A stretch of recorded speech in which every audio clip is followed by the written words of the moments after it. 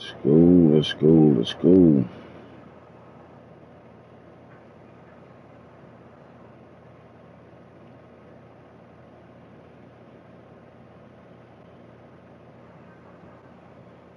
Share. We live, baby. Yo, I'm back. We live, baby. Get my plugs on. Hey, we're gonna had to go get some energy drink, man, cause somebody drunk my shit, Jay. I didn't drink. Oh, did you go to the store? Huh? Did you go to the store? Yeah, I went to the store. I be forgetting nigga getting older and shit, cause you know me, I'm like shit, kids. I don't let nigga drink energy drinks. It was nigga in Nebraska. What's up? Who's that? Black ass. What's good? Black ass. What's up with you? Darkness. It's still sunny over there, ain't it? Fuck. It never rains in Southern California. The hurricane. It ran in New England though. Ravens live. Fuck with them ass computer. Ravens live. Huh? Get a blueberry. When we walking and talking, and here we go. Game of Thrones. Even season 1. We are now in the offs. We are in the postseason, fellas.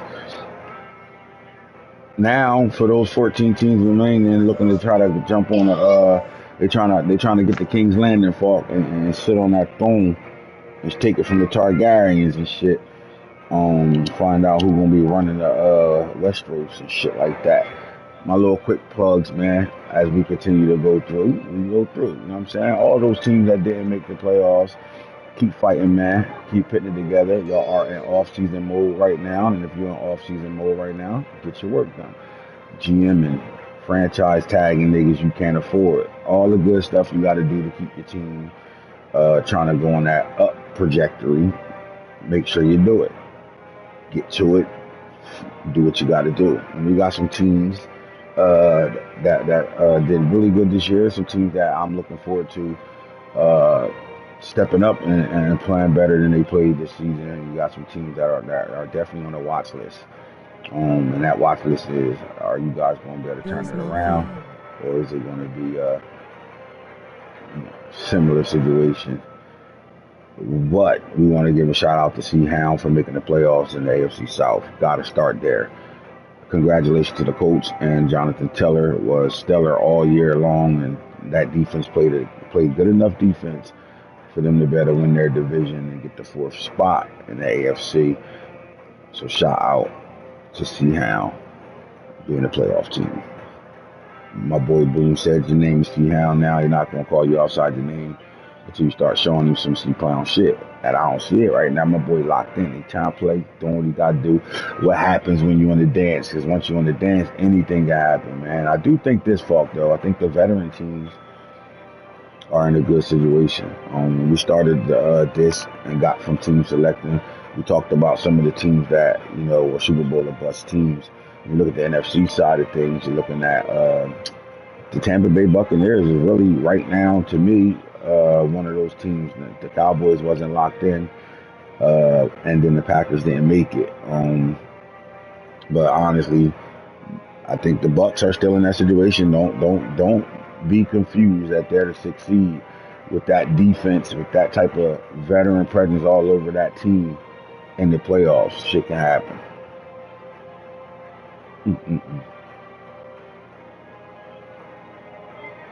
So, fellas, quick little top 10. Let's talk about the top 10 finishing right now. We have the Chargers finished at 17-0.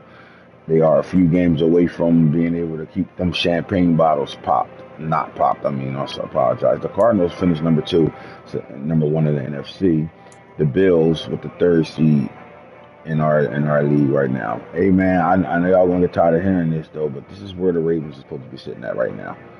Right there at 3. Better thank Madden. Thank Madden.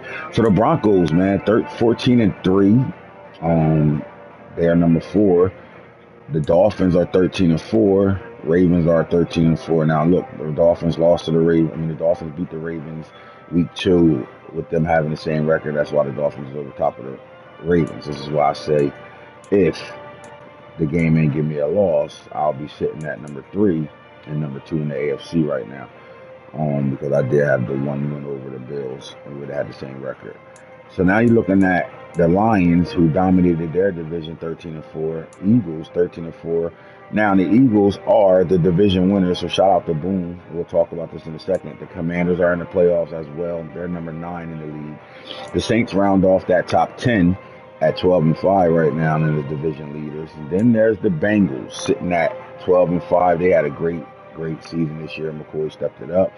Went on an 8-game winning streak for over a month. He didn't lose a game. And then he lost the division today against the Ravens in Cincinnati in dirty ass Ohio. Tampa Bay Buccaneers, one of our Super Bowl or bust teams, are sitting right here at 12 with an 11-6 record. And then the Giants go from the 6th seed to the 7th seed, and they are 13, and they were your 13. And then you got to go down because the Bears had a better record than the Colts. The Raiders was 9-8, but the Colts were division winners, so they're sitting at 16 at 9-8, and that's your 14 teams that are dancing right now. Booney, you with me? Yeah, man, I'm in. As I go through some, let's go through the AFC North right now. Let's talk about the Ravens winning the division in year 1. The Ravens are a very young team. I would say the exact same thing for the Bengals. The Browns, Steelers. So talk about this division, Boone. What do we expect next season when it comes down to the teams that are not dancing right now?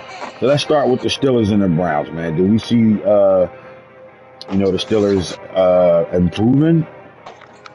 The Steelers. I think the Steelers will improve. I think everybody will improve, man, with the as the season goes along and as the draft comes. But I don't see them, being a step ahead of the Ravens, man. The only way the Browns, gonna get a step ahead is if you start drinking. But listen, they underachieved at the end of the day. The Browns have a playoff roster, and to be honest with you, they're one of those teams that should have been in the playoffs. They're not. I think this is going to be a three, and you know what? Hellberg is going to be sneaky, but I think this will be a 3-man race. Once we get into the thick of things, like if you project out to season 2 and 3, I think it'll be a race between the Ravens, Bengals, and Steelers. But that all depends on what the GM skills look like. For guys, if they start losing pieces and can't sign things back or don't got money in those situations, can affect rosters and see some changeovers. But with the rosters looking the way they look right now, I think there's a 3-man race over here for at least the first 3 seasons. I can see that, man. I really only see probably 2 people, man, getting in, man. That's probably you and maybe Hillberger, and maybe McCoy. It'll be between you and McCoy, man. A lot. I think the Steelers got something to say about all that, bro. I think Antonio is good enough, and we'll put a good enough team together. Come on, Kenny Pickett going to be a year older. He'll start to develop in a way where he get a handle over that, what they trying to do over there at Pittsburgh. But they got a lights out defense right now. I like what they doing defensively. I do think they need to get better in the secondary, especially at the cornerback position. I also think that you got Najee Harris in the backfield, and you got they traded the speed demon Calvin Austin III to the Bills. I thought that I didn't see that coming. But when you still have Towers at receiver, I mean, look, first of all, you're talking about one of the better receivers in the slot that they got, number 18 over there in Deontay, right? But then you got Pickens, and then you got what's the other boy from Notre Dame that they already have that got a tight end body but good speed. Not Claypool, right? Claypool, like if he can get it going with them and fire mouth already a good tight end, they have the weapons, bro. And then defensively, I think they can beat it if they can put themselves in the form of the Steel Curtain and get close to that type of style of play defensively. I think this team could be a problem, especially with Najee Harris running the football over there. You're gonna get black and blue football out of that, and then this division is exactly that. This is a run first division. They want to establish the run game and then go from there.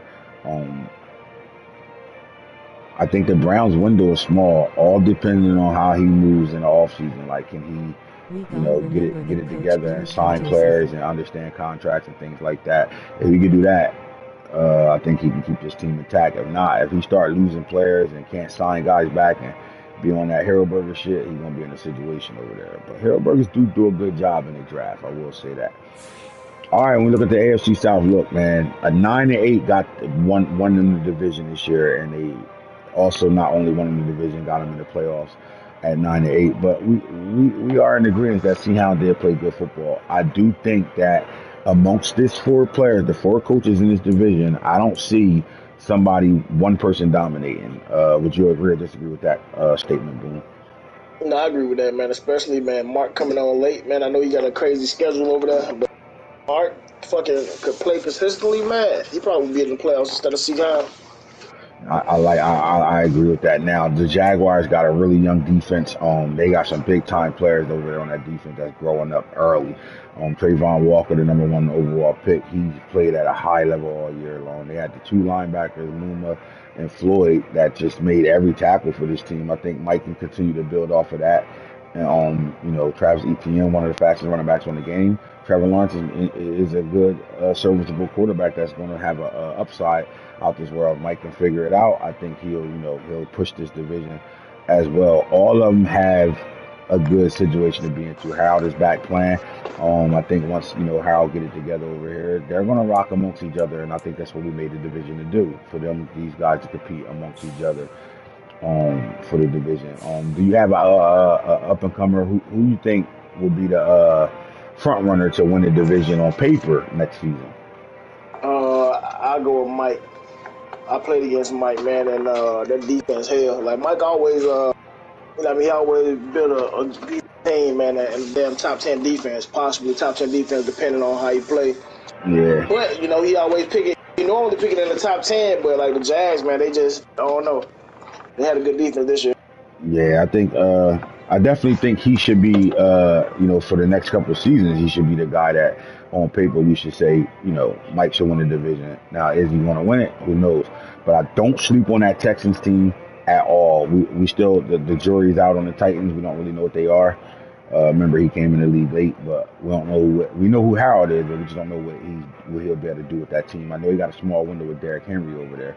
Come on, we got, Derrick Henry and Jonathan Taylor in the same division. I'm expecting Derrick Henry to have a great season next year for this Titans team. When you look at the AFC East, all right, so look, man, the Bills won their division, and they did it by sweeping the Patriots and sweeping the Dolphins. I don't know if they swept the Jets or not. I know, LT took the team like midway, so I don't know if they swept, but they did a good job in their division. This Bills team. Just talking to coach for the Patriots, he said when you playing in Buffalo, the momentum is crazy over there. Turnovers is happening. I agree. I fumbled 4 straight times playing in Buffalo. That shit wasn't. It wasn't even in Buffalo. I think they have a momentum thing that makes your running backs, when you're trying to juke or cut, something happens with them. I know it kept popping up when we played. So I understand Black's trouble. All right, so we got to find out if Matt Jones is the guy for the Patriots. I think you give LT a full season. In the off season, I think he'll be competitive over there. They got some pieces: Jarrett Wilson, Jermaine Johnson II on defense. I think these guys got a really good young team that can develop into something special over here. I like this division. We do like it. It's almost like our NFC East in a sense. But then the Bills, with Josh Allen, you're dealing with one of the, if not the best quarterback in the league, top 3 for sure. And then the Dolphins with that type of speed over there. And one thing the Dolphins got is they have a strong defense right now. We still want to see the kickover and see how they do. How long do you think Tua will be the starting quarterback out here? Man, I don't know, man. He get that brain right, man. Man, I think he might be the franchise quarterback, man. I think that he could AFC Championship, man. I don't know about the Super Bowl, but at least he could get him there. I think when you look at it, like all these 4 teams over here have top 15 defenses potential. Like they all have good players on that defense. Like when you look at these teams, the defenses, that's where I think their strength is going to be at, and how they develop their defensive players is going to determine what they do going forward. But this is going to be a tough division right now. You got to crown the Bills. The Bills won the division. He played the games to win it. and he pretty much ran through the East himself. We expected the Super Bowl or bust team to do exactly that. So now that the Bills are in the playoffs, we're expecting to see the strength of that team, team do some things big time. So shout out to Brandon and the Bills Mafia, bro. They travel well. Their fans travel with them. They like the baby Cowboys, man. There's a whole bunch of Bill fans all over the world. All right, the AFC West. Let's talk about this. The Chargers, 17-0, man. The Chargers, you're gonna have a tough time with the Chargers because they unlocked the running back, right? They came in from the mud too. We gotta give them credit there. From the fucking mud, Eckler comes in the league with a superstar, but I think the way he used him all year, it was really close to having a 2,000-yard season. He is the red zone champion. Craig took his recipe from 2022 and still brought it over into 23, and he getting that red zone. His running back is a problem. Now, he also threw the ball to him a whole lot, caught the ball a whole lot out the backfield, man. He was a big time weapon for him amongst a whole bunch of superstars running around over there. And when I say superstars, I'm not just talking about big guy Bill. I'm talking about superstar players right now. You got Keenan Allen, superstar, the quarterback, top 5. They just doing big things over there. And then my question would be is the Broncos for real? And I'm gonna have to go back to this because once we talk about Week 18 and some things that we were expecting to happen didn't happen. Is this Broncos team for real fault? I thought you gonna ask me that shit. I about to say. I mean, they beat me, so I mean, I guess so. I mean, some people would say the jury's still out, especially after they went to visit Holy Moly. But yeah, I would say yeah. I mean, they beat me, so I don't got no skin in the game. Maybe Boone can answer that. All right, I turn that question over to you, Boone. Are the Broncos for real? Hey, man, I think they for real, man. I think Craig fucking bullshitted them, man. They got the auto. You know what I mean? We're going to save that conversation for later in the show. We'll save that conversation for later in the show. Okay, my bad. Well, shit, if it's like that, then I'm backpedaling, man. My bad, Craig. You know what I mean? You got it. Nah, that nigga ass. The Broncos is ass.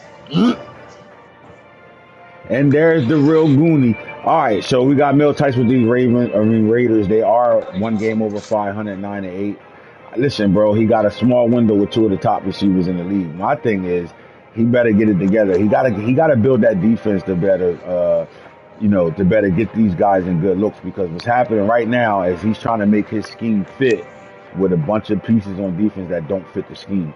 So I think he's going to have to really pay attention to the offseason, free agency, through the draft, and get guys in that can do what he's trying to do defensively. And then the Chiefs, man, honestly, I think, Bo, right now, my boy, I love you. But it's going to take a miracle, and you have to change the way of the culture of Andy Reid and the Kansas City Chiefs. You have to change that whole culture into a different way of playing to be able to pull yourself from out of the bottom of the basement. But right now, the Chargers not only the team to beat in the league, they're definitely the team to beat in this division. Shout out to Top Tier Craig for winning this division and doing it with a 17-0 record. Take care of your schedule is not your problem. You take care of what's in front of you and you handle your business. Same thing with the Broncos. Great season from both of those teams. Slide over to the NFC side of it. Look, Shogun's won this division and he won it convincingly. We talked about this, Boone. We said he was overachieving, though. Before Shogun took the Lions and was one loss away from having the number 1 seed. In fact, he had it for about an hour. How do you feel about this Lions team? Let's talk about this division, all right? So you got Shogun as the Lions coach. Coach Rob has the Bears. Coach Los has the Packers. Junkyard got the Packers, and Los got the Vikings. Solid division, man. Real solid. Real solid division, actually. So, in your opinion, what made the Lions dominate division and look special? I think the Lions got a sneaky good team, man. Yeah, I think you see it.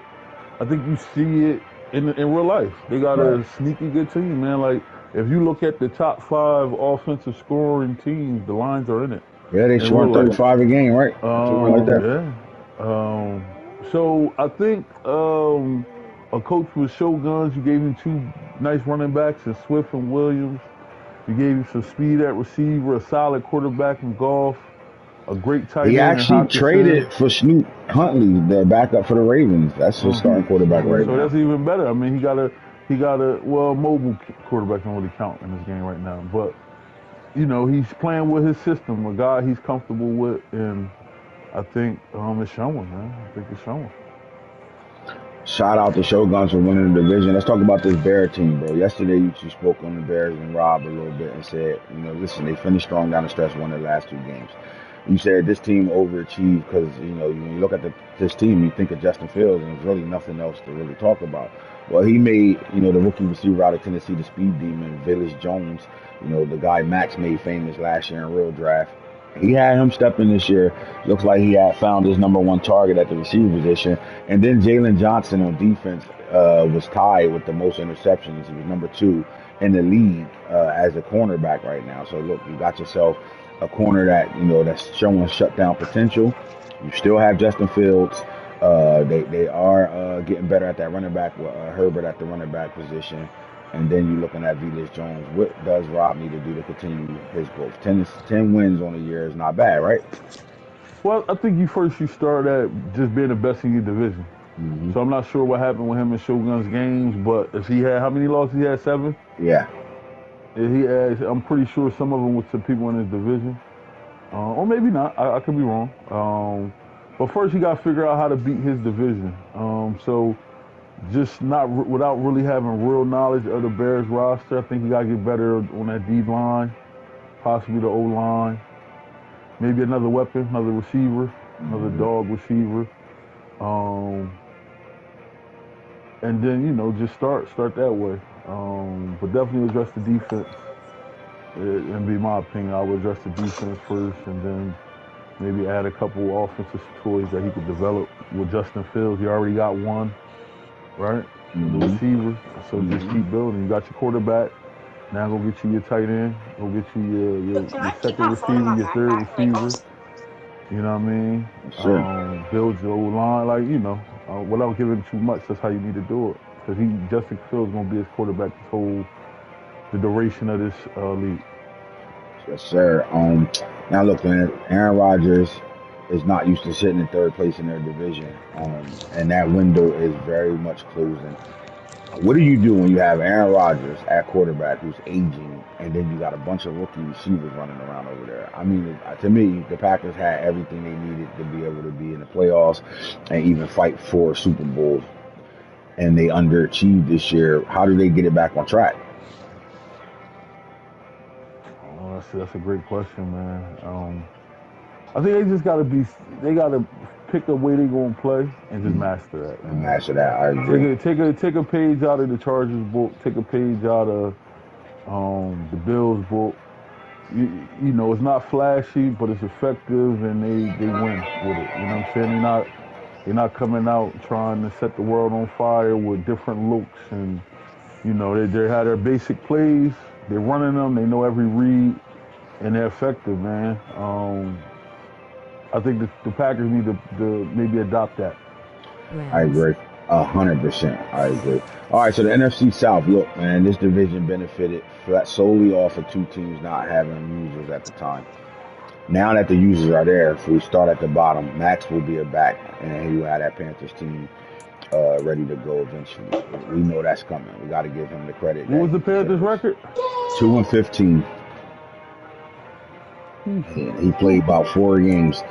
And then you got the Falcons. Coach Carter is back, and you giving him a tight end, all types of weapons. Desmond Ridder played really well for this team all year. Now, I will say this. With this division being active with Lava, Snake, Corey, and Max in this division, we got a so solid-ass division right now.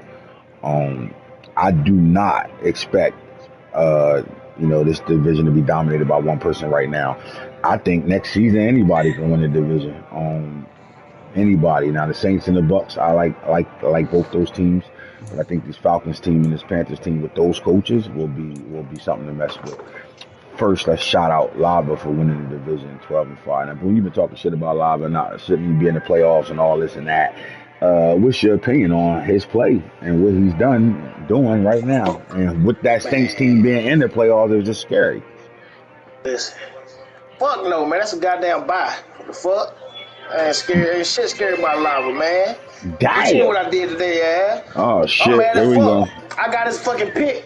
He's supposed to be a top 10 pick right now, man. You picking in the back of the fucking first round, both of those things. Let me That's get that. crazy. Let me get that. Look, let's just say this, for would you be in agreement with me or disagreeing with me? Tampa Bay gonna be scary in the playoffs, period. Just because of the roster. Simple as that. Bro, listen, I played him, man. That D-line is something special. Good luck to whoever play him. I hope it ain't me. They if they, you know who matched up with him? 20, who? Booney. Yeah. Listen. If they could muster some offense, Booney, you ain't running the ball. You better, Quez Watkins better be throwing that shit. Hey, listen. I seen that shit, bro. When I looked at it, I seen that he won. He got the first win. Kittle won. And Nano lost. I knew Nano was gonna drop him. Nano goddamn fucking feeling like I ain't gonna say what I want to say. But Say what you want to say. Hey, nah, I'm good. Nah, real Nano, Booney. That's what we do. Talk that shit, nigga. Hey, I'm just saying that boy Nano happier than the goddamn priest goddamn in Sunday school. Like, for real. Oh, God, happier than a boy in Pakistan, huh? I swear, but like when he ain't have to play me, that boy happy. But he rejuvenated, man. Nano rejuvenated, man. Oh, he excited right now. He got to play Shoguns. Yeah. Look, man, two of the top running backs in the league matching up in that game. That's big gonna time. Be big. That's gonna be big. We know one thing for sure and two things for certain. That's gonna be the quickest game in NFL playoffs. Oh my God! 8-minute quarters ain't gonna feel like 8 minutes in that game. That No, shit sir. gonna be over. The YouTube length gonna be 23 minutes. That's crazy. And look, Shogun's gonna be mad as hell. Like, damn, how many fucking runs you giving me? God damn. Yep. Boom game was over as soon as he turned it on. I said, you broadcasting? Yeah, what quarter you on the fourth? Damn, y'all just started playing. Man, look. All right, so shout out to Lava for winning that division. Shout out to Lava. Now, in the NFC East, man, 3 teams are in the Alls right now. 13-4 Philadelphia Eagles. 13-4 Commanders. And then 11-6 Giants. But look, for D West will be available coming into the next season. A lot of strong-ass division over there. I think it's going to be those 3 teams next year. I think D West is going to take them a season to really get used to playing a 5, man. Like it's a change, bro. Like D West is good, and D West ain't going to be. He's not going to be 2-15, but you know he might be 6-11. You know what I'm saying? Like it's going to take him some time. And then he got a dog division. Like he don't have like my division. You know what I'm saying? Like the AFC South. He ain't in those type of divisions. No shots AFC South. I said myself. But those divisions you could kind of hide. You know what I'm saying? Yeah. And right now he ain't hiding. Like he going into the fire like fast. 30 carry, 30 carry, run commit shorty. And then you got a D line that niggas going to average about 20 sacks apiece for the next 10 years. And then you look for both DMs. And then the guy he's a season behind all 3 of those guys right now. That's some bullshit though. I think that's some bullshit. All you gotta do is just pick a stock play and let your fucking D line just go. That's some fucking cheating ass shit. I don't know what he did, man, but that's cheat shit, man. God damn. That fucking D line, listen, bro. That D line is great for the next 10 years. That's just sad, man. That's just crazy. He ain't gotta make no adjustments. Nothing. He don't got blitz. I wouldn't blitz with that D line. He don't blitz. He just let them do what they do. He don't. I wouldn't blitz. I wouldn't do shit. All right, so Boone, you won the division year 1. Did you expect to do this? Yeah, man. If you don't recall, man, before we played, I said I was winning the Super Bowl. Oh shit! Because I got you on a real talk saying you didn't expect yourself to be doing anything you were doing right now. So I'm a little confused. But see, at the beginning of the season, I said I was going to win a Super Bowl anyway, so it didn't Yeah, you matter. did. You You know what I definitely mean? said that. You But definitely said that. no, man, my division, man, and knowing what Hitter got over on defense, man, and then having to develop Hurts, and then having to learn how to run the ball over again, and the way the passing mechanics is, man, after taking those first 2 losses, shit was looking kind of shaky. And then all of a So, sudden you got comfortable because you have a safety that was from on the practice squad that became a starter for you. And it started off with the big hit in training camp on Jalen Hurts that had the news and Philly going crazy over it and wanting him out of there to him being one of the best players in the league. How? hey, man, just faith, man. Faith and trust in the process. Hey, that's all we could do. That's all we did. And shit fell into place. All right, so now we're looking at the NFC West. The Cardinals have the number 1 seed in the NFC. They have the best record in the NFC this year. When you look at the 14-3 record they have, they not just dominated over here in their division. They won the division hands down. The next team is 8-9. The team behind that is 8-9, and then the 49ers are 4-13. We're going to give Drew this. Although Drew had the 5 last year, I recall and recant him saying, I don't like the 5 at all. I'm only playing in your league. Fuck the 5. Can I step in here real quick? I didn't know both those teams finished 8 and 9. I think we might need to be re-ranked. Rolling on the floor laughing. I think we better than that. We better than the NFC North, man.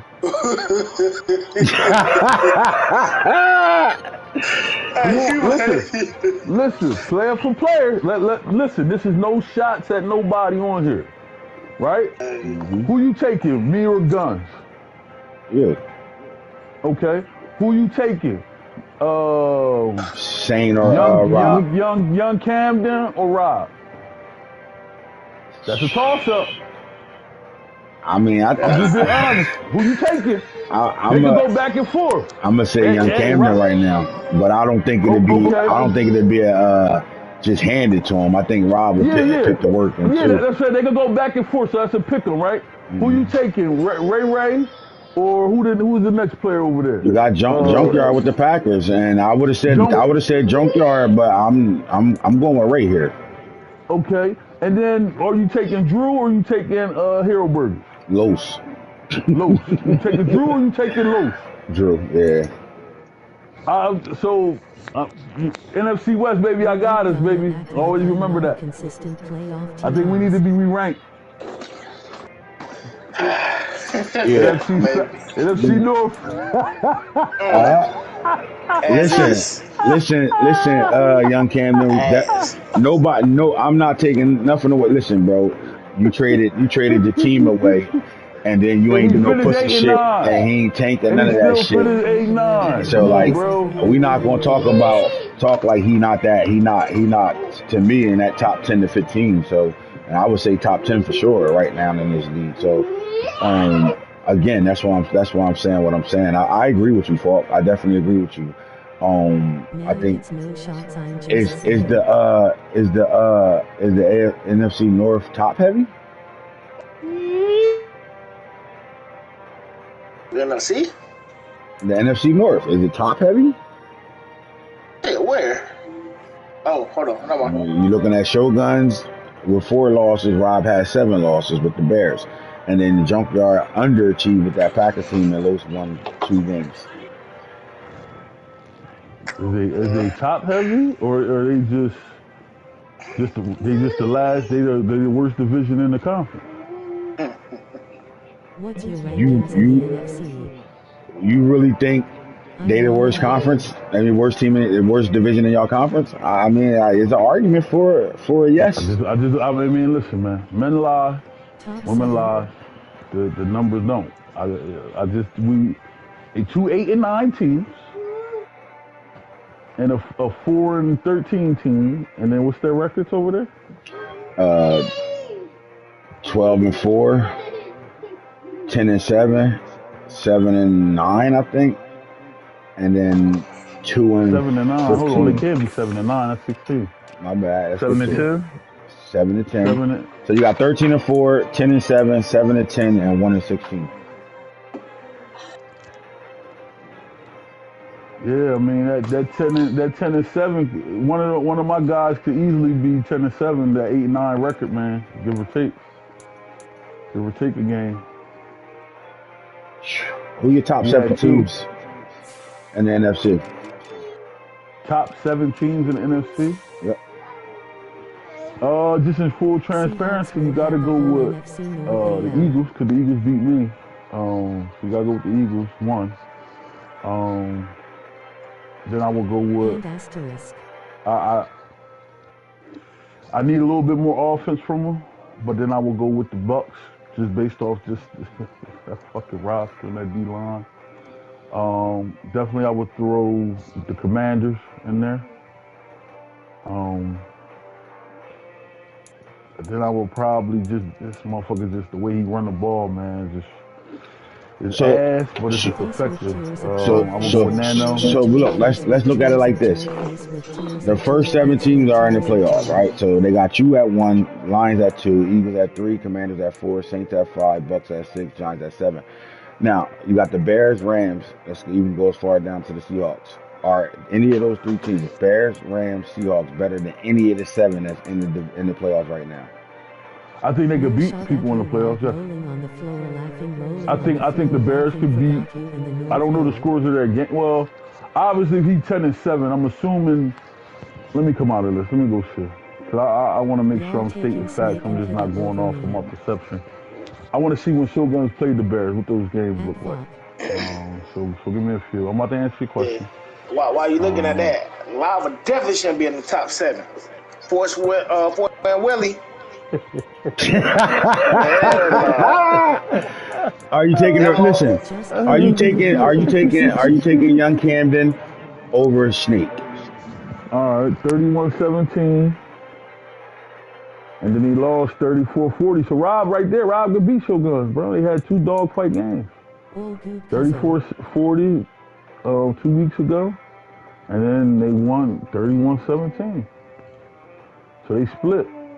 So Rob could be right there. I don't even know if that was the score. Remember that game didn't save. So the first game didn't save. So I don't know if that they win the overtime in the second game. Rob won on a walk-off jet sweep. All right. Yeah, so I mean, and then you go to, let me just go to the Rams. Let me see. I mean, he gave. It's easy. Is the Rams better than Nano? Is young Camden better than Nano? I think it's like Shoguns and Rob. I think they go back. I think what Nano does is just it's basic, but it's fundamentally effective as fuck, bro. Like it's a pain in the ass running. I agree. But then you ask yourself, is young Camden better than Snake?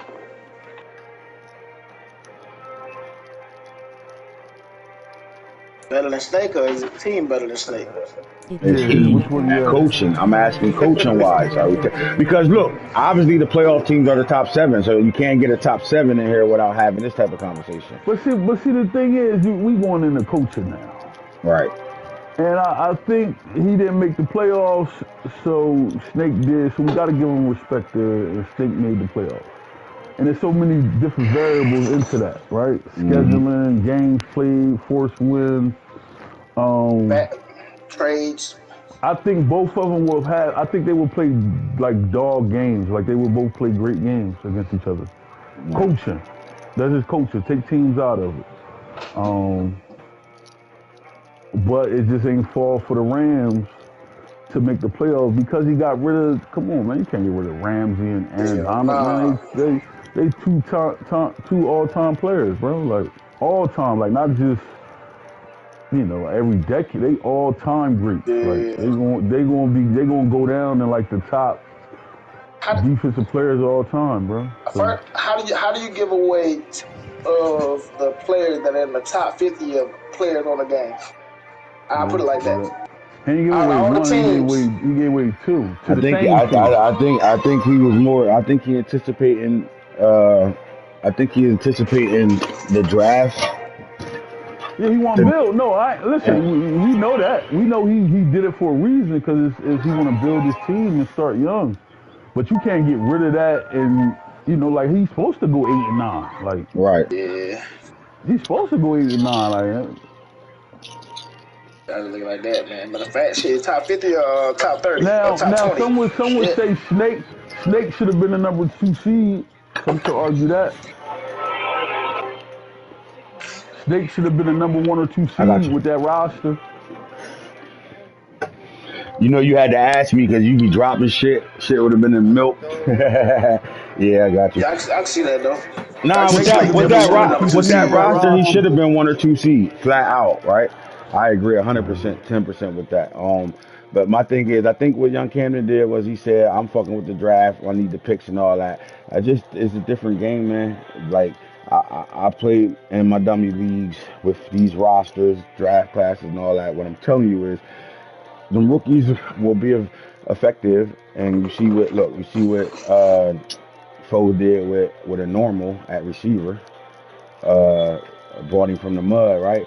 But like I would think this: if you're gonna get rid of 2 of them and think that the draft is going to bring you right back into playoff mode the very next season, I think you got more work to do than you expect.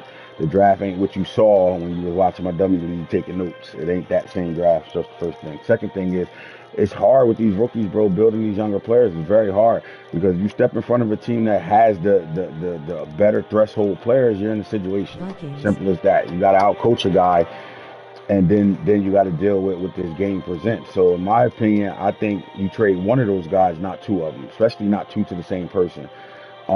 Because you probably could have got more value for trading them to other places. Like imagine you trade Donald to somebody, you get your capital there, then you go somewhere else with Ramsey and get more capital there. You could have got 3 picks for both of those guys, easy, I right? think, and that's how the trade committee should have did it too. They should have let both of those motherfuckers go to the same place. God damn it! But now that's some personal type shit. I agree, and I think people look. Let's just say this: the trade committee did a good job. The problem was I kind of set the stage and said this: you're not getting those 2 players and have a pick in the next 2 drafts in the first and second round. And I think it got set off of what me saying that. Because in my opinion, you shouldn't be picking. His draft should look like it looks now. He got a 5th round pick this year, and then next year he got a 3rd round pick. Like Yeah, even before, like he has no picks. So for him to, but I know Snake. Snake said, "I'll give up those picks now because at the end of the year I'll trade my way back into into some picks and all that shit." But like, yeah. I just think you got rid of Aaron Donald, you got rid of Ramsey, and you anticipate. But look, it's to still finish 8-9, bro. Like, I mean, a couple games go his way. You're looking at a guy that don't have none of those players and made it to the playoffs. So No, he good. in That's why Snake ass. my opinion, he now it's anticipation. Do you think the players in the draft is going to have you in the playoffs next year? That's the question. Are you going to better have them rookies running around and putting yourself in a situation? I think we seeing guys play with young players, and the young players are playing really well. But just me being who I am and understand, like, I know this. If I'm playing you, and for example, uh, Foe went crazy all year with that receiver, but that receiver didn't show up in the game against me. He didn't show up in the game against Craig. I don't know about the first matchup, but about the second one, he didn't show up at all. And the reason why is because the corners that's covering him, he's just not going to get separation and get open like he was doing on everybody else. So you sneak him up, but when guys start paying attention, what happens? When guys start scheming, setting their defense up for that type of player, what happens? You know what I mean? Like, I just know this. When I played Snake with Ramsey, I couldn't get the ball to none of my receivers when he was on them. It was hard. I really couldn't get them to him. But when I played guys that had lesser DBs, I could throw the ball all around the park. Things get a little harder when the threshold players are just better. So a lot of guys, this ain't the dish to be doing, and I'm not. And I'm a guy that like to blow it up and play through the draft, and I'm not doing it. I'd rather keep a Duvernay who I built into a superstar, or Bateman who I built into a superstar. I'd rather keep them than drafting, new receivers and trading them guys and then starting over from scratch. If you want to win and be relevant in this league, if you ain't that guy, let's just call it what it is. If you ain't that guy, you shouldn't be doing those type of things. But if you get your GM on the right way, shit happens. I don't think nobody's anticipating these things. You don't have too much control over these players. They will not sign back with you in a heartbeat. They will tell you no in a heartbeat. I've been through it. I saw it, and that shit not easy to keep guys around because there's all type of things that come into play of them signing back with you. And if you ain't got the money to throw the bag at them, you gotta hope that they're interested in some of the things that you offer because they looking for. It's going to be guys that's going to leave your team just to go to a tax-free state. Things like that are going to happen in the offseason. So, like, it's going to be a lot of. This is going to be guys going to have to really get their GMs on in this offseason. So, good luck with it though. But I'm gonna tell you like this: I do think young Camden is one of the better coaches in that whole conference. And I don't think that I think we're getting rid of those type of players and him being, doing what he did this year alone, it explains that to me. Like it shows that, he has a dog mentality on the stick. So all right. Booney, let's get to what we came here for, man, the ceremony, baby. Season 1, who won what when it comes down to the awards race. Let's talk about it. Talk about it with me, baby. Let me know how you feel. We're going to do something different. It's going to be an in-depth conversation because we do have to get to the playoff matchups. And maybe, you know what? Maybe we'll do that first. We'll talk about the playoff matchups first. And the guys that are in the playoffs and who they play. And then we'll do the awards show because, we want to give the flowers to those guys that played well with their players all year long. So that's something we're going to do. I don't know where the hell Falk went and Boone went, but I'm not. All right, I just wanted to make sure I know. I'm here. All right, I got you.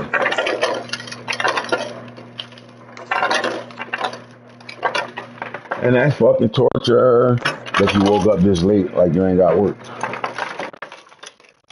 All right, here we go. I'm gonna do the playoff tree first because the awards show is a little bit more in depth.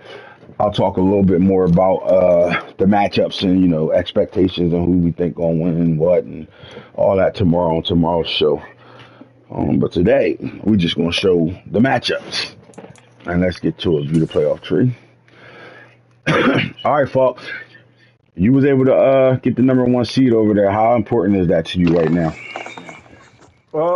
It's good to get, one less game is always important in the playoffs, so extremely big, you know what I mean? And we know if we win, we got home field advantage. Right. So, winning, but with momentum now, that shit don't even matter no more. Home field, I don't even be home field at this point. Nope. That shit, it do, man. You just gotta pay attention to what's popping up on the screen. Yeah. You pay attention to that, and you use that in your favor, man. Like you'll see how it help you. Cause I was thinking the same thing, man. But I started reading that shit. It's different little things for different players that help you out, like the field goal shit. Right, and how many times you in the game and you just ignore that shit and you don't realize why shit happening. They telling you what the fuck, like they tell me you got a high chance of blocking a field goal or extra point, and I never try to block the field goal or extra point. I'm playing safe the whole time. And I just killed one of my momentum things.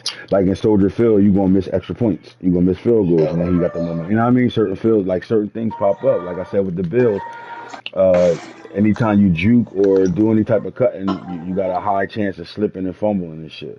That's one of those zones that popped up for the Bills. But the NFC playoff picture looks like this. You got the number 2 seed versus number 7 seed. We have Shoguns and Nano. We touched on that a little bit. Look, you got DeAndre Swift and you got Saquon Barkley. I just think this though. I do think the Lions have more offense than the Giants. I think the Lions can throw the ball better than the Giants football team, and I think they get more people involved offensively. Nano gonna sit in 3 and 4, and he's gonna sit in tough run defenses, and he does play the run pretty well himself. And Shoguns, I think it comes down to this: are you going to better manage, DeAndre Swift? I think he can put drives together and don't need big plays out of the run game for him to be successful. But on the flip side of that, Boone, you know this. You played him twice. I played him. If Saquon has long runs for touchdowns, you're going to have a long day with him. Simple as that. You're going to have a long day. Contain. You got to fucking contain. Talk to your fucking defensive ends, your cornerbacks, block shed. I don't know how that motherfucker always do everything right, still get outside. It's just you got to limit the touchdowns, man. You got to chase them down and limit him to field goals. Yeah. Shogun, all you got to do is just play the same ball he's been playing all year. Yes, sir. Now you got Tampa Bay and Tom Brady coming into Philadelphia, man.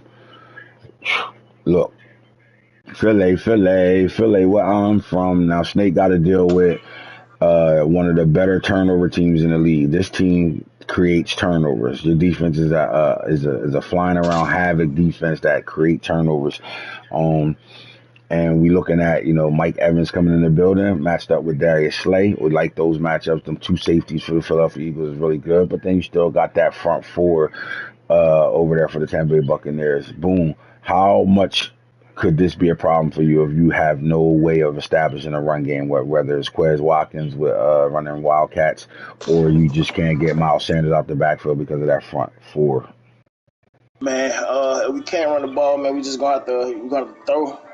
We're gonna throw the ball to set up our run. You know what I mean? Like that's all we can do, man. To play solid defense. This is gonna be, I think, a low scoring game. I think it's gonna come down to, you know what I mean? Well, we know it's gonna come down to turnovers. I think Snake like to throw the ball around a little bit, so I think that plays in our favor. No doubt. And with Tom Brady in the building, it makes it easier to throw the ball when you're dealing with a guy who is known as a runner and not really a good passer at all, who's actually having success passing the ball right now with Tampa Bay. So Mike Evans is in that mix of top 5 receivers stat wise. All right, now the last game over there, and to me, I think this is a great matchup. The Saints and Commanders. You got Lava versus Hitter, and Hitter travels to New Orleans and takes that pass rush into New Orleans to deal with Jameis, famous Winston. You got Alvin Kamara, and then you got that front four of the Washington football team, man. First of all, what do you think the Saints need to do to win a home playoff game? They gonna have to run that ball, man. Get the ball to Kamara and Michael Thomas, man, that possession receiver. But shit, I don't even know who got home field advantage, man. You see how fast those fucking D linemen get off that ball. Shit, they about to be the greatest defense on turf. What's the highlight game? What's the highlight game in the NFC for the wild card round?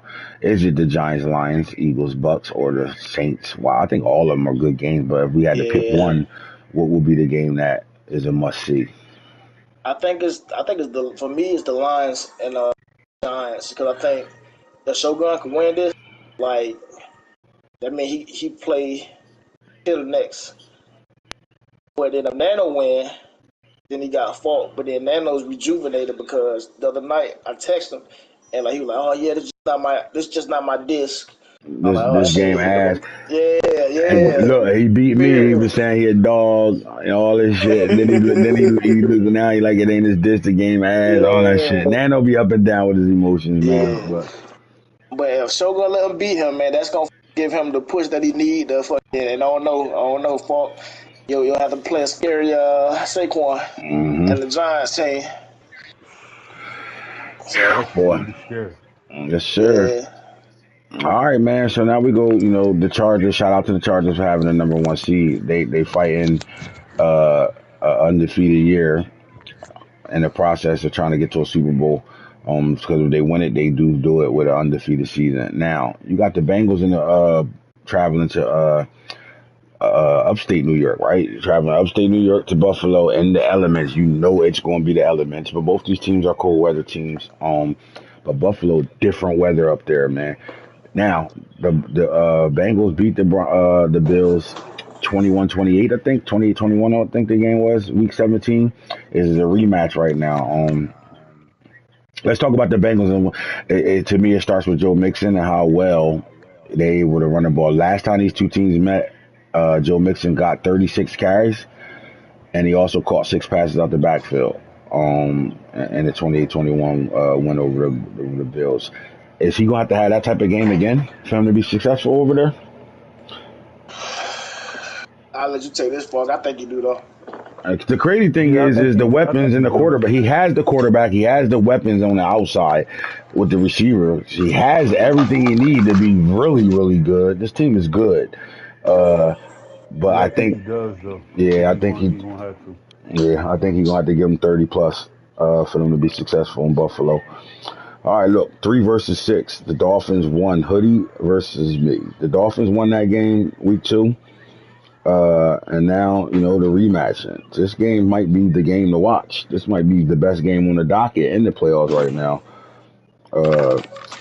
Flat out. So, all right. So, boom, we lost to this Dolphins team. We gave up 314 rushing yards in that game. We got killed on the ground in that game. I don't think we're the same Ravens defense that we were at week 2 where we are right now. But this is a good matchup because I think you got the weapons with Tyreek Hill and Waddle outside. They got a strong tight end. The thing is how well Tua can play, in my opinion. And then if the Ravens can, maintain that run game, this becomes a player matchup, in my opinion. Marlon Humphreys and Marcus Peters going up against Tyreek Hill and Waddle, and then you got the Ravens front 7 versus the Miami Dolphins run game. Is this whoever quarterback played the best win the game type game, or can these two teams win without good quarterback play? Oh man, both got great defense. I think it's gonna be the defense that can score the ball this one, because we both know y'all got explosive offense. So it comes down to what defense can put their put points on the board, whether it's field position or them scoring points. I like that. Yeah. I like that. All right, so then look, man, Foe had the second best record in the AFC and he was tied for the second best record in the whole entire league. Now you traveling. Broncos are going to Indianapolis to take on the Colts and Jonathan Taylor. I would think them being a road team, they are the team that we're going to pick to win, right? And it would be this. Can the Colts upset the Broncos, or is it vice versa? I think the Colts could upset the Broncos. Yeah, I think it'll be the Colts upsetting the Broncos, because I don't think I can't say y'all supposed to be here. I don't know. I'm confused, man. After that ass whooping, I don't know. Oh my God! Before I know you watching. What happened, man? How you get donutted? 56-0 though, bro. Fuck going on over there? That's why I'm boss for niggas. So look, do we think Seahawks can win a playoff game? I think he can. I think he can, man. Especially if you run that ball, he gonna have to give him 30 carries though. Oh, he definitely carries, he ain't got no problem doing that. Yeah, about 10 receptions. Yeah, I'm telling you right now, he ain't got no problem giving that running back 30 plus. He'll give him 50 if he got to. He'll give him the ball. I'll tell you that. That's our playoff matchups. We'll dive into a little bit more in depth with these matchups tomorrow on tomorrow's show. But let's get to what we really came here for, man. All right. So we're gonna go straight to the awards. And first of all, we'll start with Coach of the Year. Who won that? Let's get to that real fast. I don't care about the MVP yet. We want straight to the coach. Obviously, you go 16-17-0, your coach should be the Coach of the Year. And Brandon Staley for the Chargers won Coach of the Year. Now let's get to the regular awards right now. All right, boom. We start with the AFC. Offensive Player of the Year goes to the no-name player, no face, no picture, no nothing. Don't know what college he went to or none of that. All we know is he's been the best receiver in the league all year, Jalen Virgil. He wins Offensive Player of the Year in the AFC right now. Boom. Here's the thing. This rookie is very talented. He does a lot of things, and Foe does a great job of scheming. But here's where it scares me at. When you got corners that can match up with, that pretty much are better threshold players, he seems to disappear. So as much as he did 2,000 plus yards, 30-something plus touchdowns and all that, when you put a dog corner in front of him, can he find a way to get it going?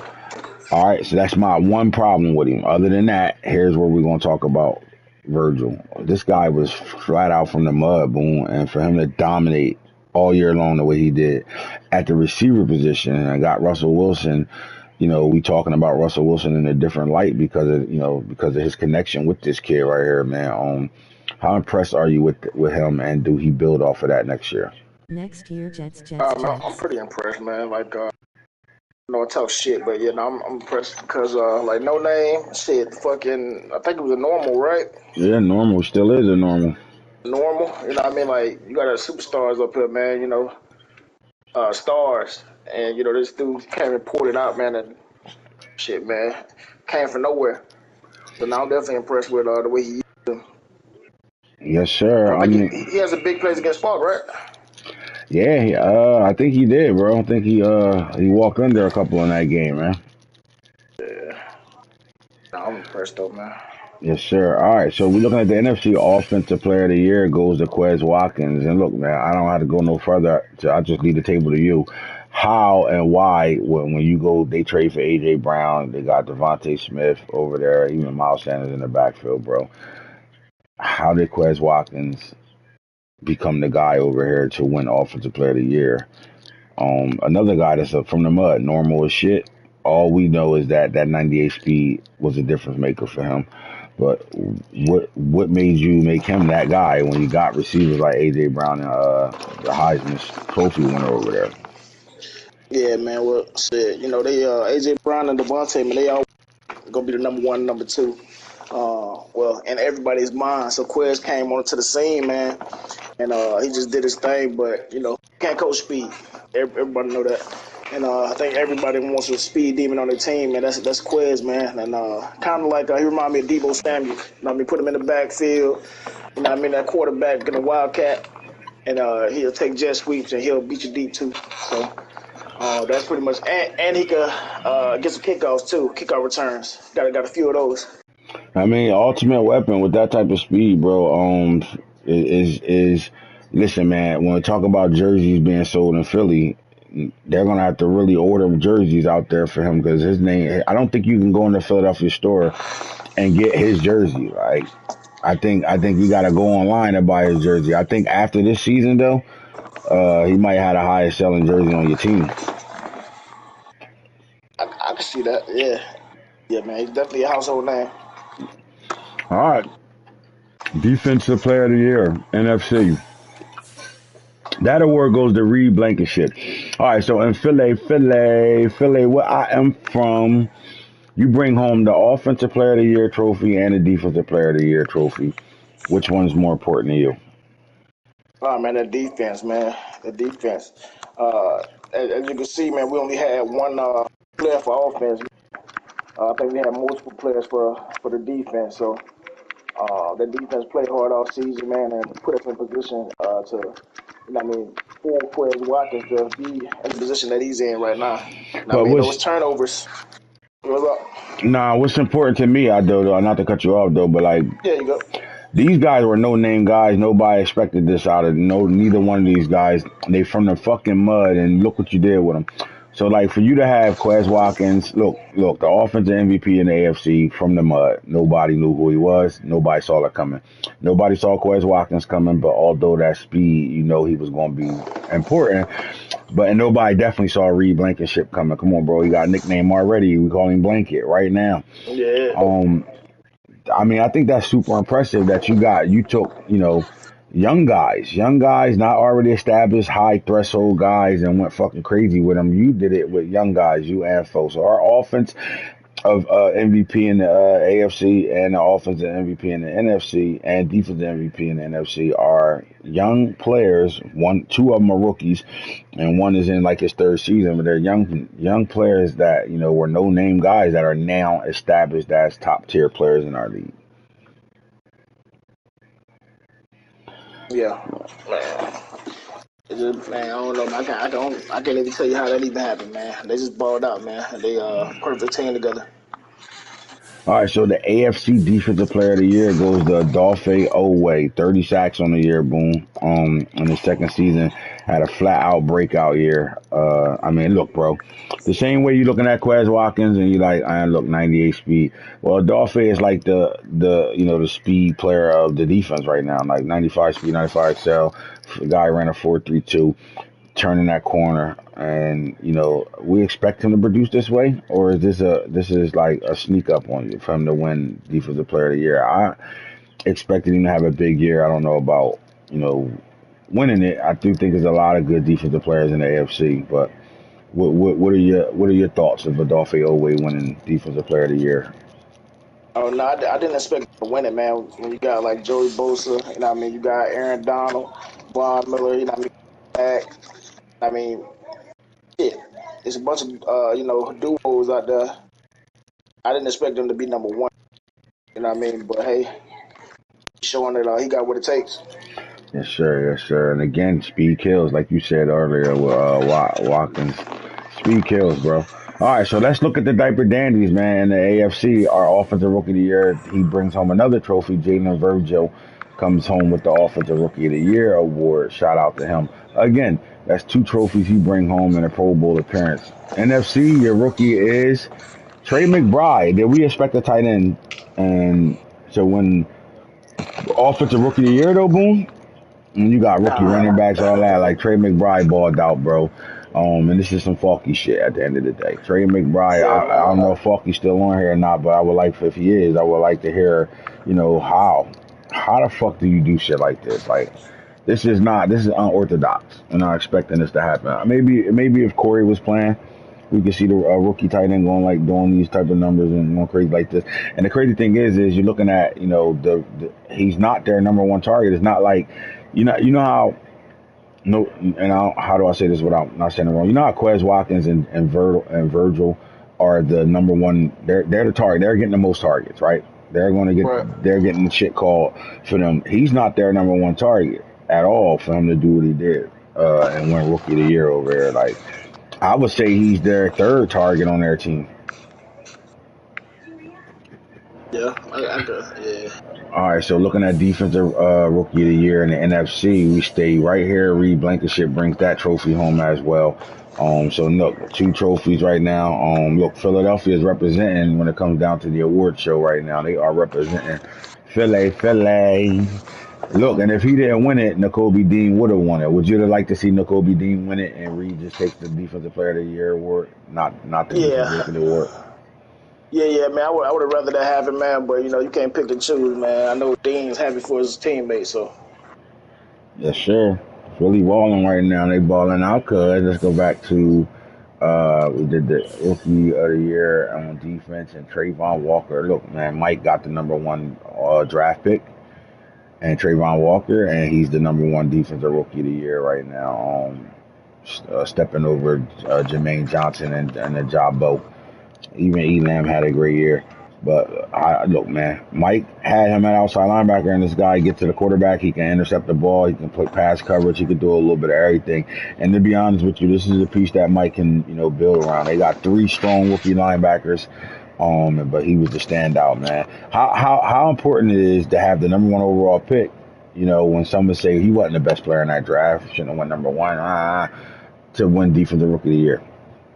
Hey, man, and as a GM, man, granted, man, and hoping everybody looking at you like you know what you're doing, because put all your eggs in one basket when you're getting this guy and produce for you. Didn't make it into the playoffs, but it's a moral victory. I would say that would be his speech if we'd have let him walk on the stage, accept his award. He would say, we love the individual award. I appreciate it. This was the defensive team award, though. Our entire defense earned this award. And, the better thing is for us to develop and grow so we're a playoff team.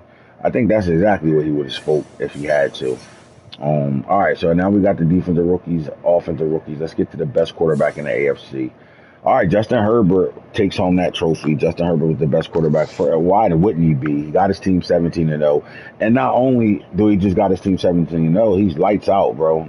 Throw the less interceptions. He don't throw picks. He's very accurate. He's very precision. He has a complete handle over what they do offensively in L.A. And he's the guy bringing home this trophy. Justin Herbert brings home the AFC Quarterback Award. In the NFC, we're looking at Kyler Murray brings home the award over there. Little Kyler over there, balled out, played well. But I can say this: I expected Kyler to be the best quarterback in the NFC. Yeah, nah, I agree. I didn't expect Dak to be up there, but goddamn, computer love. Computer love. All right, so the NFC running back goes to Saquon Barkley. So Saquon goes off for 2 years of being hurt and not making doing anything for guys thinking he was washed up and done. To him, right back as the best running back in the NFC, and some will say the best running back in the league right now. How important it is for Nano to have Saquon Barkley winning the running back award? Man, it's a pick me up for him, man. After losing, I think he dropped like 2 straight or something. Mm-hmm. But it's definitely a pick me up, man, and motivation going into the playoffs, man. So I think he's happy about it. Yes, sir. Saquon was the first back in our league to go over 2,000 yards. He also not only does he bring in the NFC best running back, I will step out on a limb and say he might be the best running back in the league right now. But he also, he has the rushing title as well.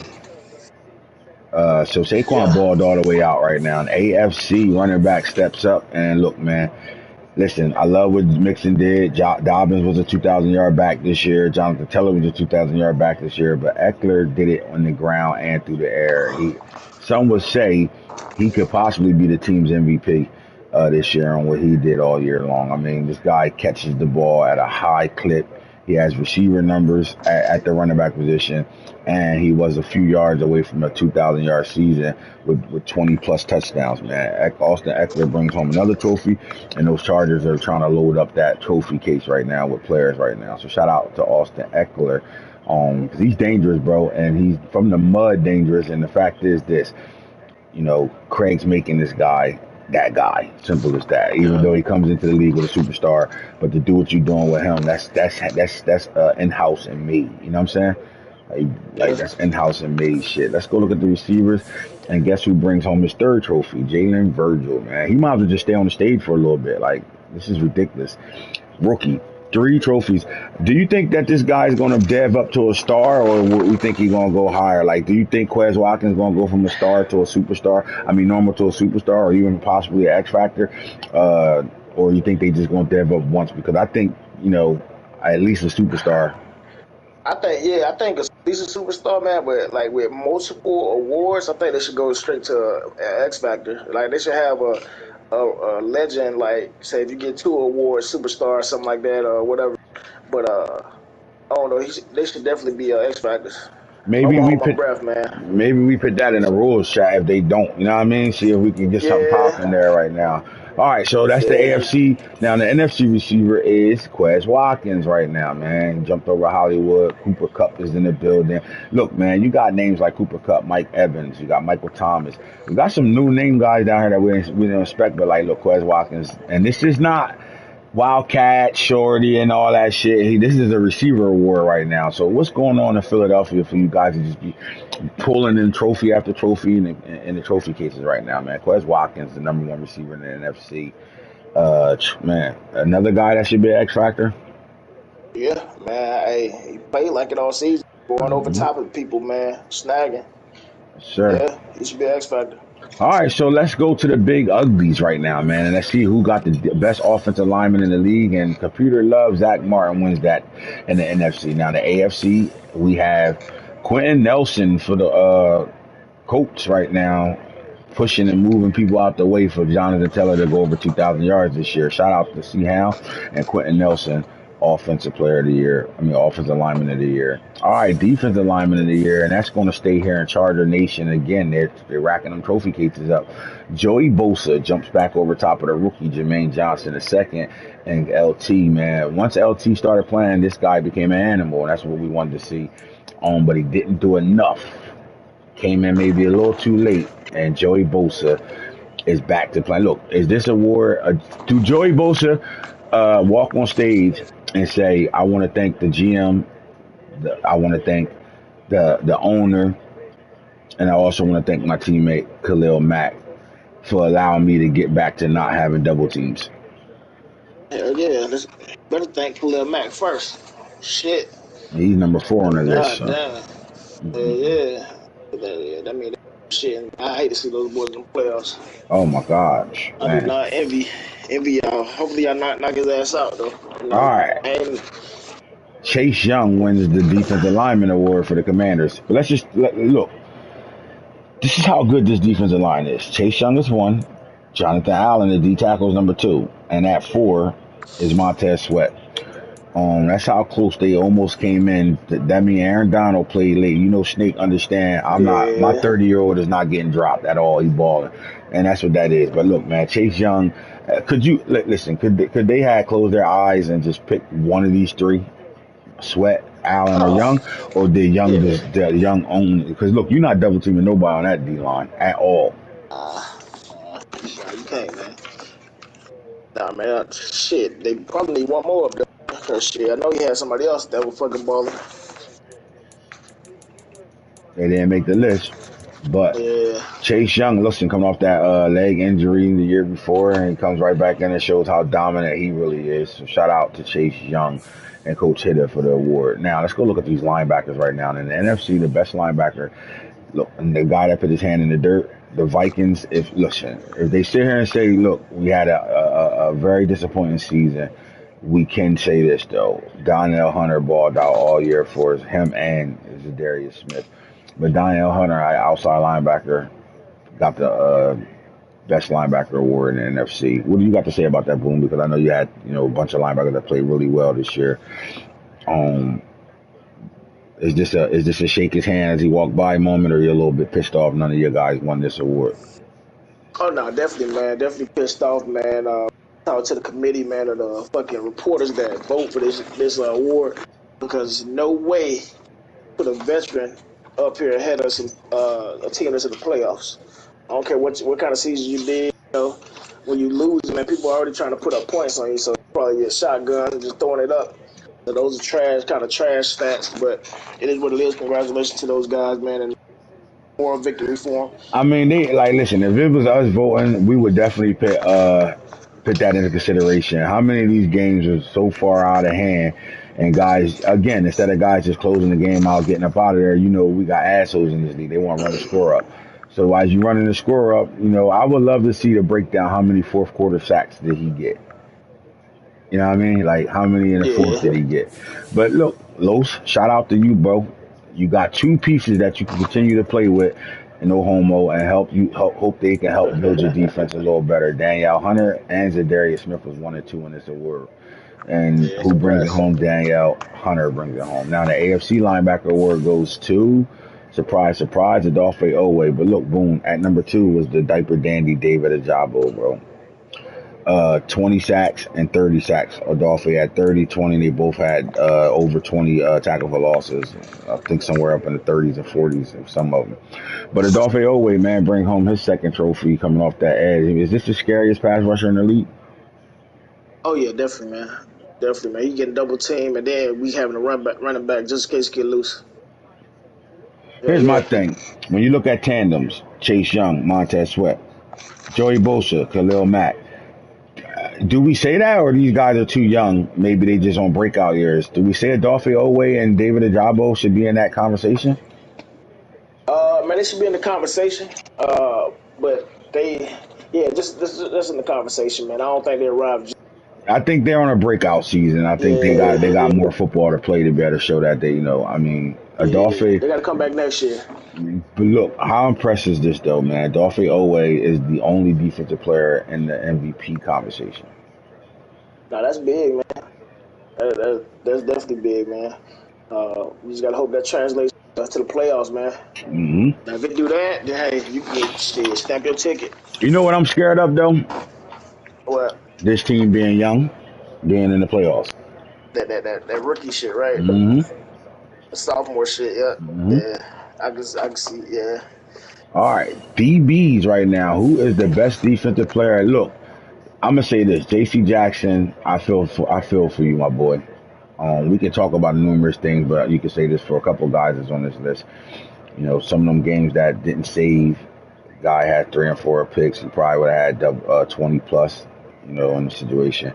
But look, J.C. Jackson all year long was the guy leading the league in interceptions. He was, the corner that everybody was like, fuck, this guy balling. The Chargers did some great shit in the offseason. They better bring over Mac and him. They fucking really want that defense to be lights out shut. He's the reason why they got the best defense in the league.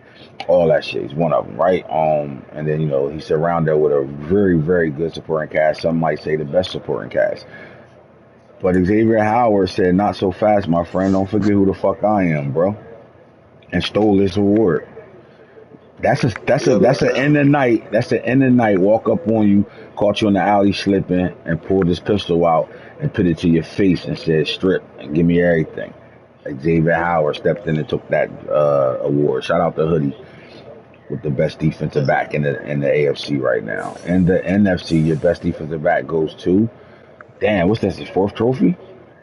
Reed Blankenship. Oh damn, it is 4. Man. Oh man, I don't know. We ain't got shit else to say about it, man. Like God, it's really nothing to say. But I will say this. A lot of guys call their defenses, call the plays they call, stay in their certain coverages and all that. Boom, this guy don't win the award without you being a fucking dog when it comes down to scheming. This is not robot shit. This is a guy that put this guy in position to better do all the things he did, to better bring home all those trophies. And I'm just saying what it is right now. The moving around. I seen this guy coming off the edge. I seen him back deep picking shit off. I seen him up at linebacker levels making tackles. Just producing, because you can't get a handle on him because you never know. You gotta, when you play the Eagles, you better find his number, find who he is, and find out where the fuck he's at. And if you don't do that, good luck. And that's what happened all year long. Guys are going through the motion, running their plays, running their same 6 or 7 plays all game long. And meanwhile, you scheming the life out of this guy, and he's everywhere and doing all types of shit for you. So let's not just say, I don't really know what else to say. Let's say the coach made this happen. Right or wrong? Nah, you right, man. Hey, you see that on that 77 overall too. Mm-hmm. Hey, and he a normal too. Yeah. Shit. All right, look, that's your award ceremony show, man. Real fast. Tomorrow we'll talk about the team stats and who had the best offenses and defenses in the league as a team, and then we'll talk about the Russian all the stat titles, right? Guys that won had the best stats in the league. We'll talk about those things as well. And then we'll dive deeper into the playoff matchups as well.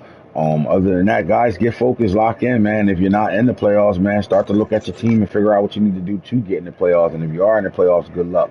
And here's the franchise guru who's on here with King Falk and the real Goonie. You already know how we do it when we do shows. Our shit chip. If you don't think so, if you don't say our show chip, you're a hater. Simple as that. Cause our shit chip. We're out of here. Holla.